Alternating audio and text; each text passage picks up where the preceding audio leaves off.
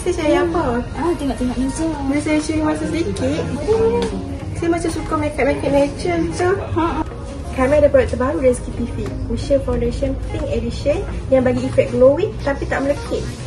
Saya tunjukkan sedikit info ya sis. Cushion ini diformulasikan dengan 3 kali ceramide untuk kuatkan skin barrier. Ada hyaluronic acid untuk lembapkan kulit dan SPF 35 PA untuk lindung dari cahaya matahari.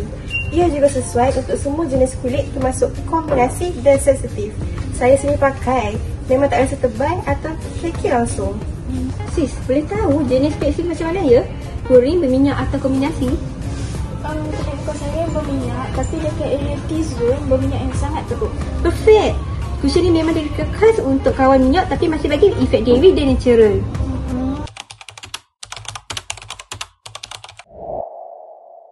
Ini packaging baru warna pink. Ringan, senang bawa dalam beg dan ada cermin besar. Tengok ni sis, tekstur dia halus sangat. Senang blend dan tak bercampur. Lepas sapu, kulit nampak glowing semula jadi tapi tak melekit. Sesuai untuk daily makeup, especially kalau sis selalu keluar atau kerja luar. Tapi harga dia agak mahal juga kan? Saya tengok dekat online pun RM70 lebih macam tu. Saya faham sis. Ramai juga yang tanya pasal harga ni. Tapi kalau tengok kandungan dia ada 3 kali ceramide dan hyaluronic acid. Sebenarnya cushion ni bukan sekadar makeup biasa, tapi dia boleh jadi skincare jugalah. Bila sis pakai, kulit bukan saja nampak glowing, tapi juga nampak kekal lembap sepanjang hari. Jadi tak perlulah beli moisturizer lain untuk bawah foundation. Jimat kan? Jimat juga. Lagipun dengan coverage dia yang tahan lama, sis tak perlu touch up banyak kali.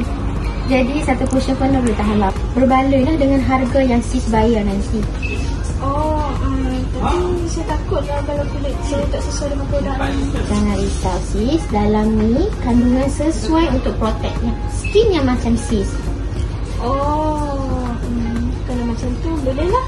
Saya ambil satu. Tapi shade saya apa Kalau sis suka, saya boleh cari shade yang sesuai untuk kulit sis.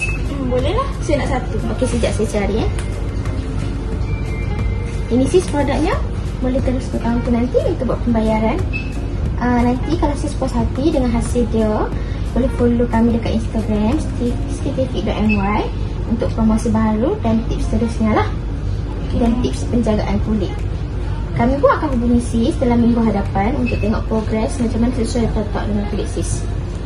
Okey, terima kasih. Ya, sama-sama. Kerana korang memang terbaik. Terima kasih ya.